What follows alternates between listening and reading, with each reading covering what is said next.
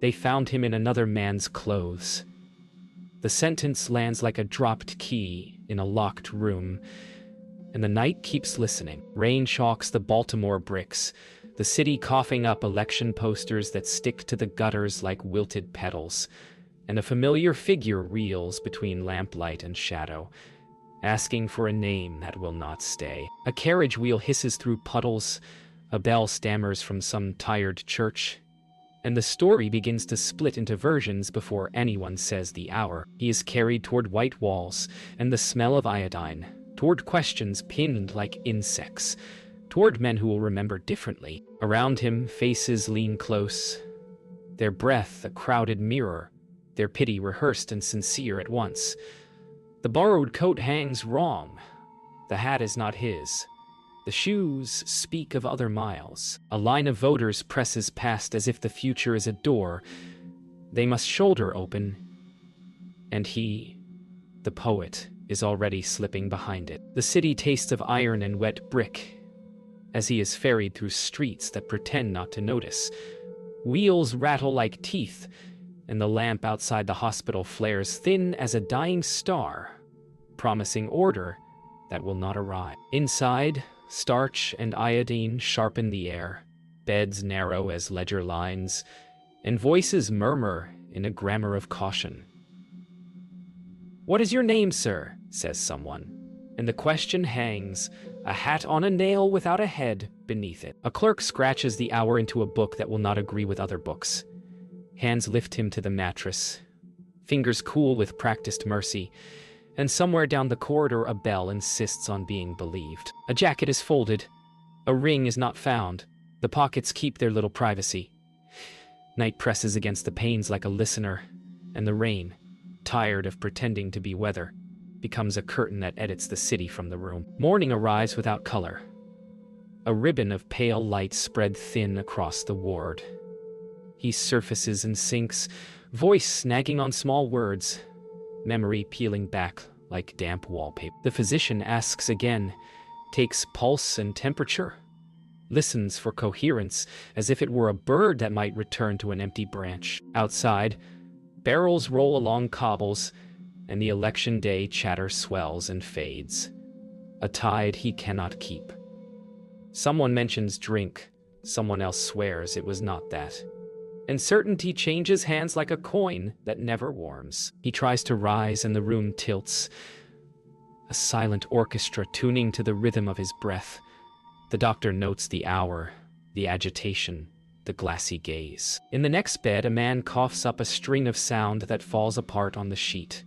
The window fogs, clears, fogs again, and his name hangs just out of reach, bright as frost, aloof as a star. The news moves faster than truth. A message is sent, a second delayed, a third never posted. Somewhere far from the ward, a desk lamp flares, a pen sharpens its shadow, and an enemy begins to measure a life in scandal. In the quiet places, love keeps its vigil. A woman sets a cup aside to steady a letter that trembles in her hands, hears the floor creak as if footsteps could arrive by wish alone. The clock refuses to hasten or be kind. It clicks each second onto the plate like a bead of water. Back in the room, the patient drifts between shorelines, words sliding loose and reforming as if the tide were re-editing his story. A question about a coat. A question about a hat. He blinks as if the light might answer. Memory holds for a breath, then loosens its grip, and downstairs, a porter sweeps a path the size of a narrow future. Night folds back over the city, and the ward learns its music. The soft shuffle of shoes, the quiet clash of glass, the muted cough that marks the hour. He murmurs a plea that narrows to a name no one quite catches, and then to silence that feels like thought holding its breath. The doctor looks to the window where rain has turned to a fine grain, almost ash, drifting against the pane with the patience of winter. Outside, posters droop, ink bleeds, and the ballot boxes shut their eyes. Inside, the poet's hand flutters, then rests. There is a calm that feels like surrender, and another that feels like the eye of a storm.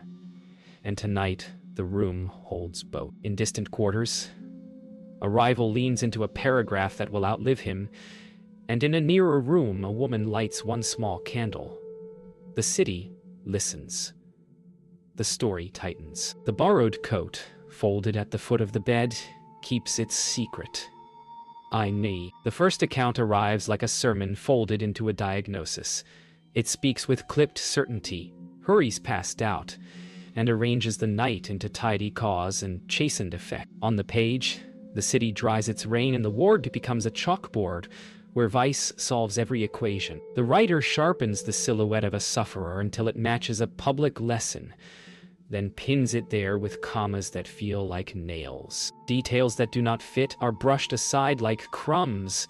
Clothing becomes evidence, agitation becomes proof, and the trembling of a hand is made to bow to a single word. Outside this tidy frame, the hour still smears and the bell still stammers. But in this telling, the sound is renamed, assigned a meaning that can be marched before a crowd. The ink dries. The page hardens. A man sits back from the desk and believes that order, moral, civic, tidy, has been restored to a night that refuses to be cured. Another account answers in the language of corridors and ledgers. It leans on observation, not sermon. Yet the room it paints keeps shifting, as if the walls remember differently each time the door opened. The handwriting is careful, the tone professional, but the edges blur. The clothes, the words spoken, the intervals of agitation and calm. Days later, the same hand revises the hour.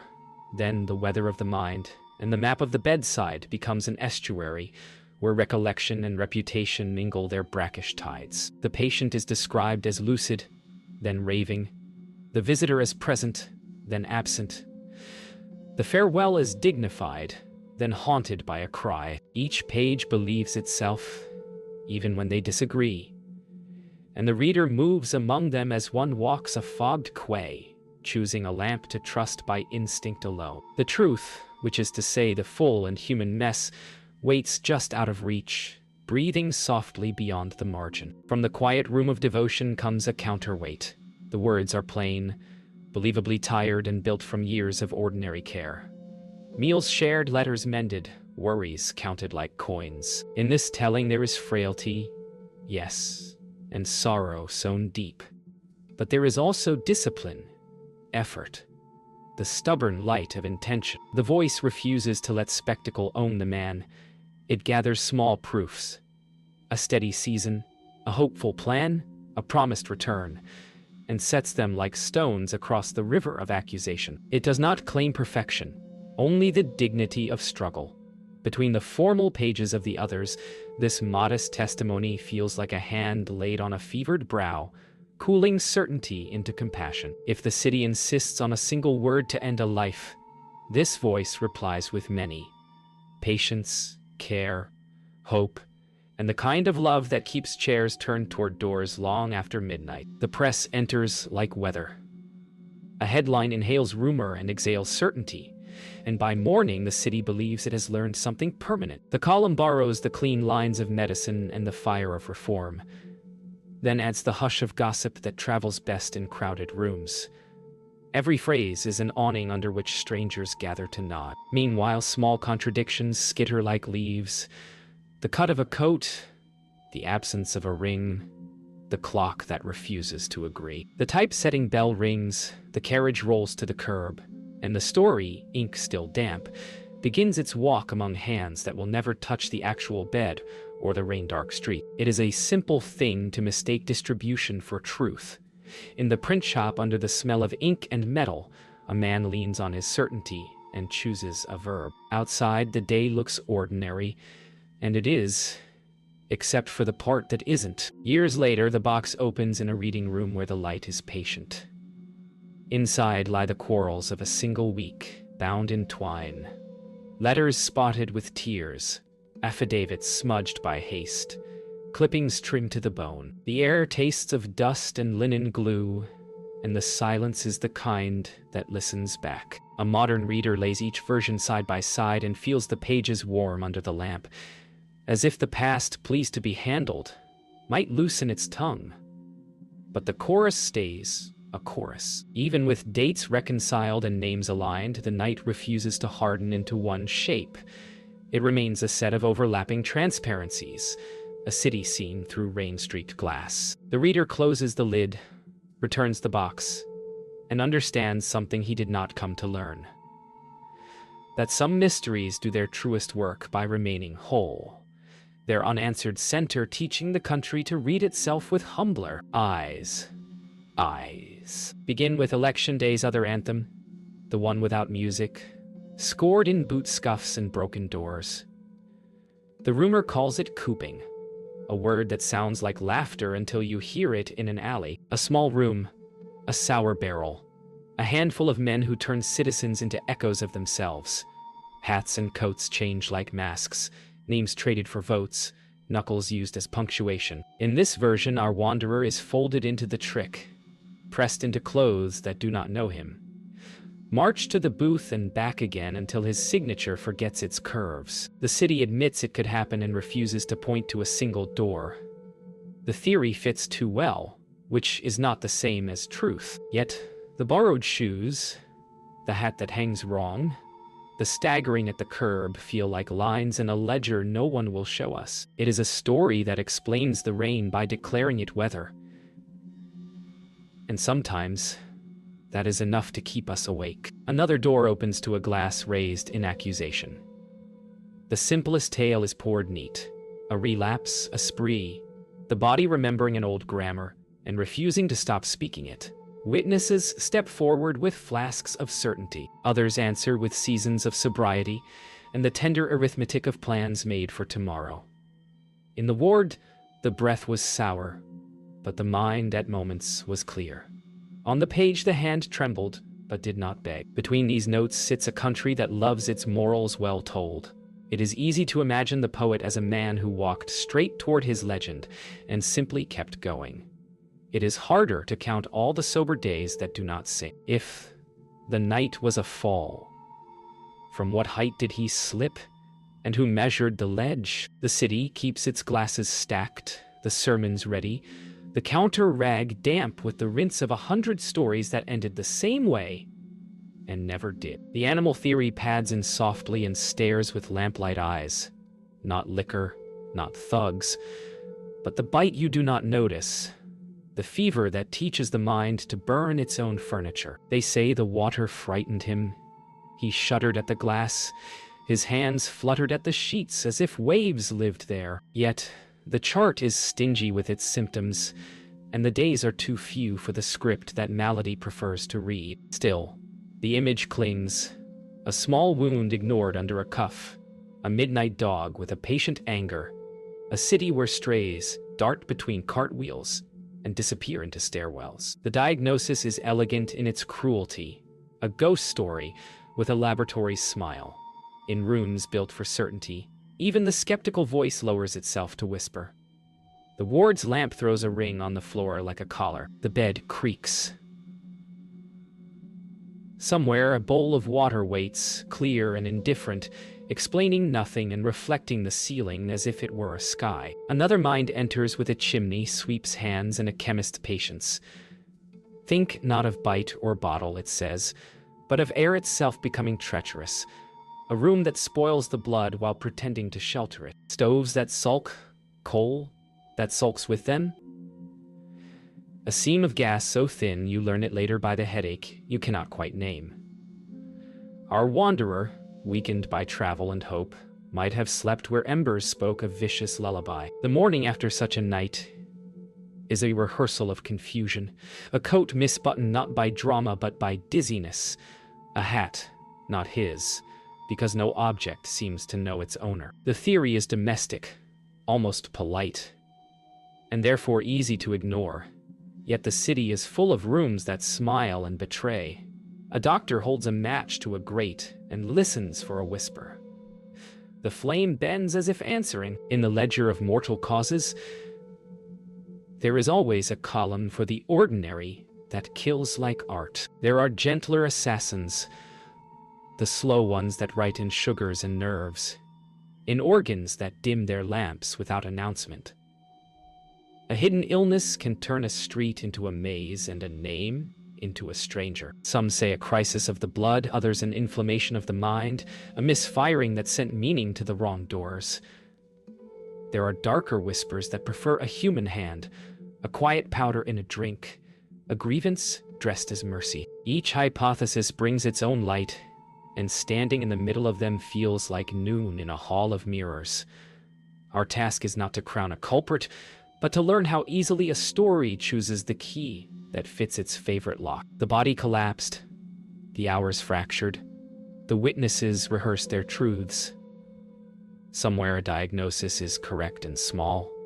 Somewhere a malice is real and grand. Between them stands the life, stubborn and particular, refusing to be reduced to a headline that explains everything and understands nothing. In a rented room that smells of tallow and printer's ink, a rival leans over paper and decides what the dead shall become.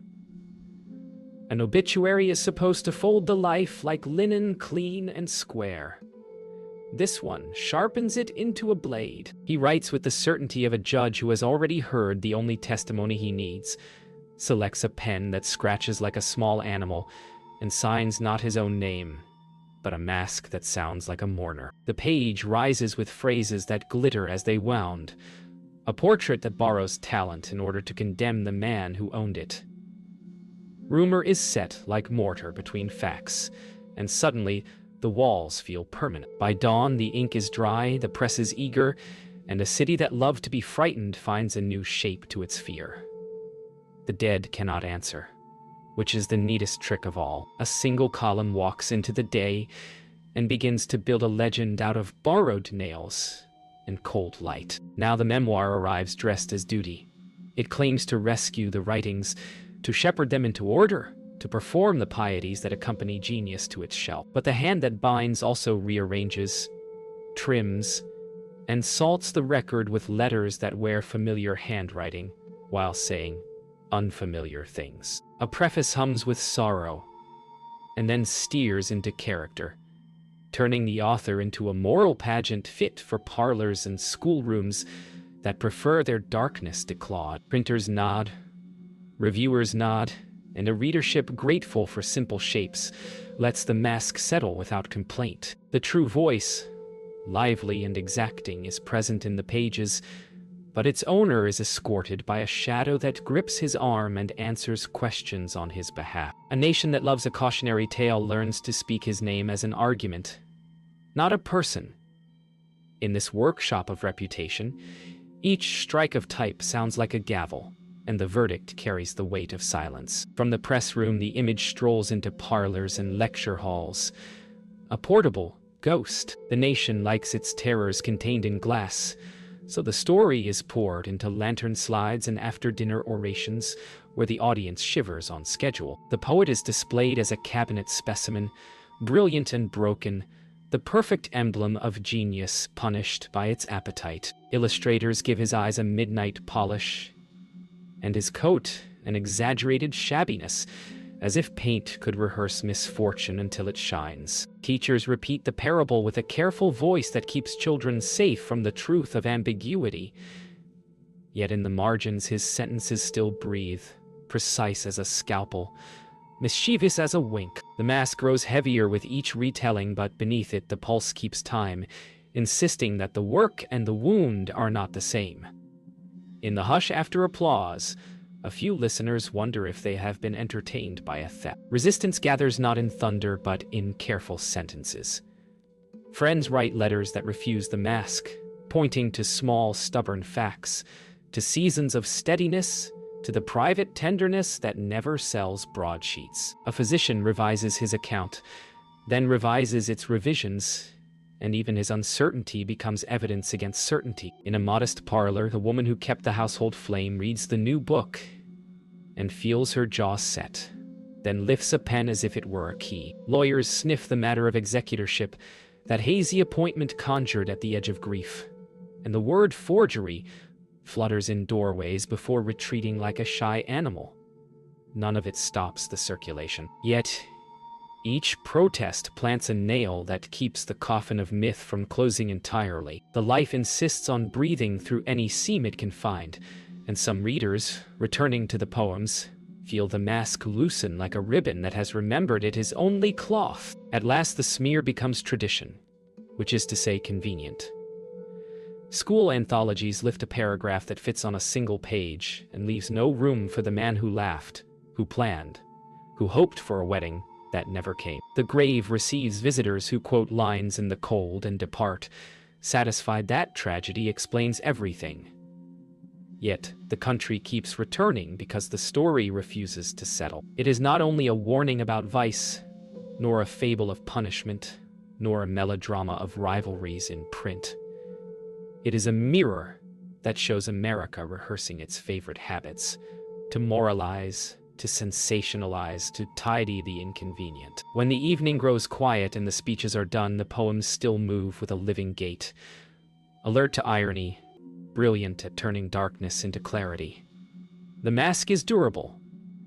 The face beneath it is more so. In the dim reading room of the mind, another lamp is lit, and the pages begin again. The death becomes a traveling sermon. In parlors and meeting halls, the story is pressed flat until it fits a banner, its edges trimmed to march neatly alongside pledges about sobriety and civic rescue. Lanterns throw clean circles on wallpaper, while speakers point to a borrowed coat, as if it were a confession written in cloth, to a stumbling step, as if it were a sealed affidavit. Listeners nod with the relief that comes when cause and effect shake hands in public. Yet, beneath the applause, something restless prowls. The life that wrote with precision refuses to be reduced to a cautionary slide. The poems, passed from lap to lap after the lecture, carry their own weather, quickening the air with skepticism and wonder. It is a strange comfort, learning that a nation can try to discipline a mystery and still fail. Long after chairs scrape back and doors are latched, the rumor sleeps, but the language he left behind keeps turning its bright, unsleeping face. The press learns a new appetite and calls it public service. Columns swell with adjectives that pant, and woodcuts give the face a deeper gloom than any camera could coax. A headline decides the case at breakfast, then a correction arrives at supper and is folded into a small square of apology no one clips. Everywhere, certainty sells, and the city buys 2 copies. The room where the last hours unfolded suffers a second invasion. This time of printers' devils who harvest phrases to grind into pellets of outrage. The quiet facts, tired of being outshouted, slip into the margins and wait for patience to return. But the noise does useful work without meaning to. It keeps the mystery from congealing into a single lie, because even the loudest papers disagree. By noon, the story has grown taller than its subject and lighter than his sentences. By dusk, it hangs in the air like a theater poster, proud, colorful, and largely invented. In quieter rooms, another legacy takes root. The puzzle of a life poured itself into stories that taught a nation how to look. Footsteps become sentences, ash on a cuff becomes a paragraph, and an irregular heartbeat in the city becomes a clue that refuses to sit still. Young writers study the method like a musician, listens to scales, then attempt their own composition in alleys and drawing rooms where secrets lounge in velvet chairs. Readers learn to trust logic without surrendering wonder, to let a candle of reason explore a house built by fear. In this careful schooling, the ending never quite tells you what to think. It only shows you how to notice. Long after the mourners fade, the technique remains, quick with mischief and rigor. The country, which once crowded round to hear a sermon about a fall, now leans forward to hear a whisper about evidence, and finds that it prefers listening to being lectured at. Politics peers into the legend and recognizes itself. The whispers about polling day kidnappers and rooms where hats change faster than names become parables that surface each season. The ballots appear. Reformers hold them up like lanterns, ward bosses roll their eyes and smile, and the rest of the city decides to be frightened just enough to stay alert. The death supplies a vocabulary for doubt, a way to speak of doors that close on citizens and open on figures who count for more than once. Even when the details blur in the telling, the shape of the anxiety stays sharp. Street corners become stages where rumor and vigilance perform a duet. Courthouses become acoustics where accusations learn to resonate. If the truth of that week remains a private corridor, the public lesson it inspired keeps step with the Republic, tapping its cane on the pavement to remind the future to watch its footing. Time moves on, yet the figure lingers where memory prefers a shadow.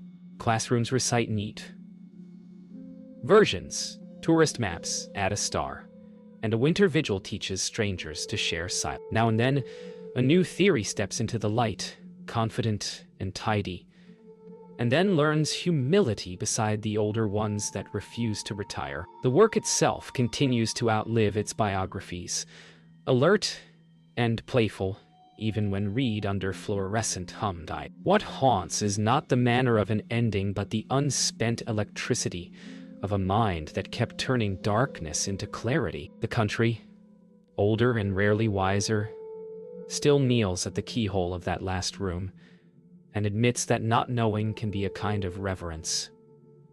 If there is a moral, it is this: the story's power grows where certainty thins. And so, each year, between candle and cold, someone whispers a line, and the night, instructed once more, learns to listen. Glass gleams like an idea that refuses to dull. Under a sleepless lamp, gloved hands lower a sliver of history into a tray where solvents whisper and time releases what it kept. Strands are measured, flecks weighed, ink coaxed into confession under light that sees beyond color. Numbers begin their slow procession.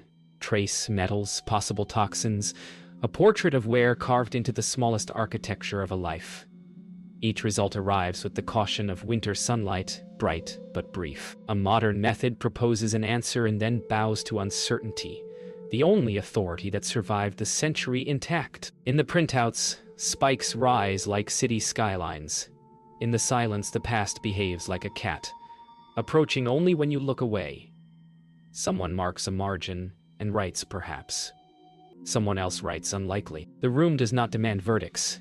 It asks only that the evidence be allowed to hum at its own pitch, and that we listen without trying to force it into a tune we already know. In the reading room, the clock moves with the serenity of a tide.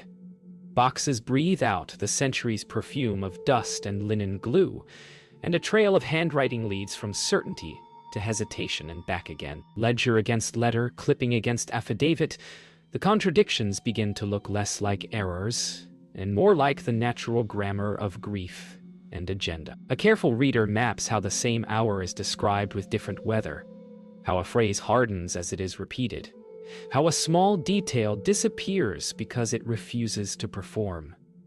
The lamp grows warmer. Margins bristle with pencil murmurs that never rise to argument. Here, patience is the clearest instrument, and humility the sharpest blade. You learn to allow several truths to stand at once without canceling each other, to let ambiguity do the honest work that certainty often fakes. When the lid returns to the last box, the silence feels fuller, as if the room has agreed to keep a secret it finally understands. Midnight gathers the city into a single breath. In the churchyard, snow edits the stones into quiet nouns, and a small ceremony repeats itself with the humility of a prayer. A bottle tilts, 3 roses settle like commas on a sentence that refuses to end, and the cold teaches even whispers to bow. Tradition is a mask that asks nothing and gives a little light. It raises no verdict, only a salute to a mind that refused easy maps. On nights like this, strangers share the same silence and feel known by it. The ritual has changed, vanished, returned, and still the air seems to lean in as if to catch a departing footstep. No one announces the purpose. That is the purpose. In a world that demands conclusions, this vigil preserves a fragment of unfinalized thought, a place where the living agree to meet uncertainty without dressing it as an answer. The snow keeps falling. The roses do not explain themselves. Nothing is solved, and something is kept. Bright lights make debate look cleaner than it is. In the studio, theories line up like actors at a call, each prepared to be convincing for 5 uninterrupted minutes. Air hisses, cameras awaken, and certainty tries on its best suit.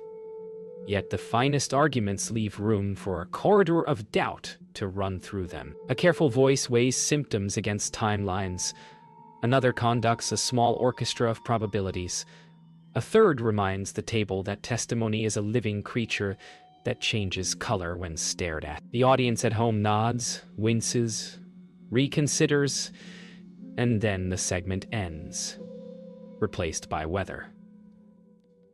Still, the conversation does a useful thing. It refuses to let the matter calcify into folklore, insisting that even retrospective knowledge must mind its manners. When the microphones cool, the guests step into the hallway's ordinary light, and the mystery, untouched by performance, follows like a quiet stray and waits for the next open door. By the time the exhibit opens, the glass is polished to a kind of mercy. Visitors drift between manuscripts and artifacts, listening to a gentle voice in their ears that explains only what can be explained and leaves the rest breathing. A jacket from the right decade, a map that turns a city into arteries, a hospital ledger that still smells faintly of iodine and rain. You stand before the last display and feel a quiet shift. The mystery has not shrunk. It has deepened, which is another way of saying it has become more honestly itself. The lesson is not how a life ended, but how a culture learned to speak to the unknown without pretending to own it. On the way out, someone buys a slim volume and reads a page in the doorway, surprised to find wit where they expected only night. The street receives them without comment. The lamp over the entrance hums, steady as a held breath, and the story agrees to remain alive. The room remembers the shape of his breathing. Night gathers at the panes, and the lamp learns to be gentle. A circle of honey where the world cannot intrude. The ledger waits open at the foot of the bed, its lines patient as a quiet river. He drifts between small islands of clarity, where names almost hold, and shores where language unthreads into weather. A cup cools on the stand. A folded coat keeps its troublesome secret. The floor complains in soft wood syllables when a chair is moved by an inch. A voice nearby counts the pulse, and then stops counting, because numbers cannot speak to what lingers. In that pause lives the whole argument between fact and meaning, a silence that refuses to be translated. The lamp hums. The rain forgets itself and becomes sleep pressed against glass. No verdict arrives, only a hush that feels honest, and a feeling that the mystery, unbroken, is carrying him somewhere words do not need to travel. Morning finds its courage among the stones. The churchyard is all vowel sounds and thin sunlight, the kind that blesses without insisting. A bell speaks once, and the air holds it, as if reluctant to let the sound fall. Footsteps come and then stop short of the inscription, because there are hours when closeness must be measured in breaths. Letters on the tablet feel new and impossibly old, like a prophecy remembered after it came true. Here, grief sheds its costumes and wears only patience. There is no sermon, only a pocket of quiet where memories stand shoulder to shoulder and agree to keep each other warm. Love is not a verdict either. It is a small flame cupped against wind. The city wakes beyond the gate, wheels beginning their day-long conversations. But the corner of earth under this sycamore keeps its counsel. In that almanac of moss and slate, one life turns luminous, not because it answers us, but because it teaches us how to ask. In the archive, the day breathes in disciplined whispers.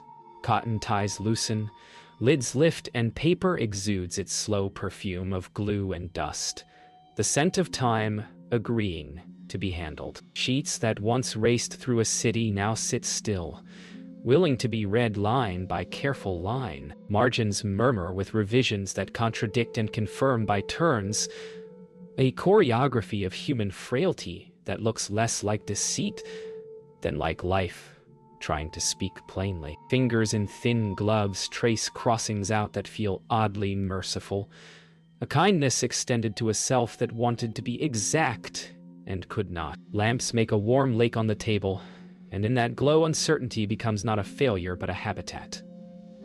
The reader sets two clippings side by side and feels an old impatience dissolve into attention. Here, the mystery is not a riddle to defeat. It is a teacher of patience, a companionable quiet that improves any room willing to listen. Evening returns to the streets that once mislaid a man and keeps its bargain with mystery. Gas lamps salt the dusk.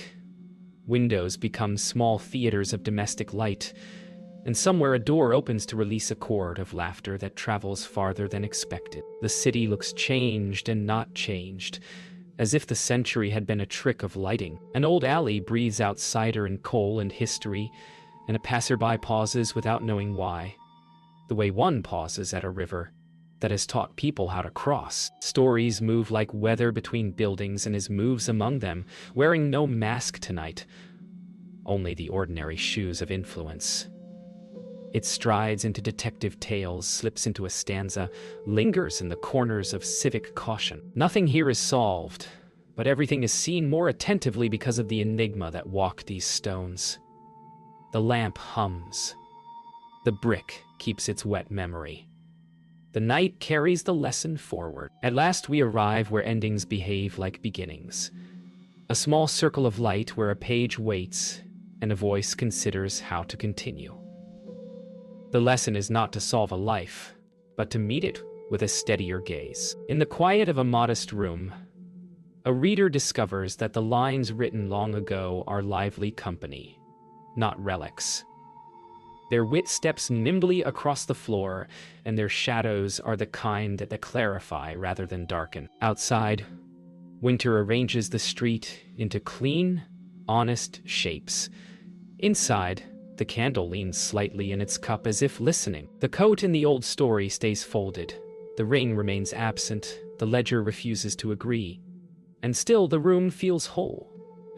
We are left with a humane uncertainty and a sharpened attention. Two tools worth carrying. Close the book, and the night remains kind. Open it, and the world sharpens by a small, merciful degree. That is haunting of the best kind.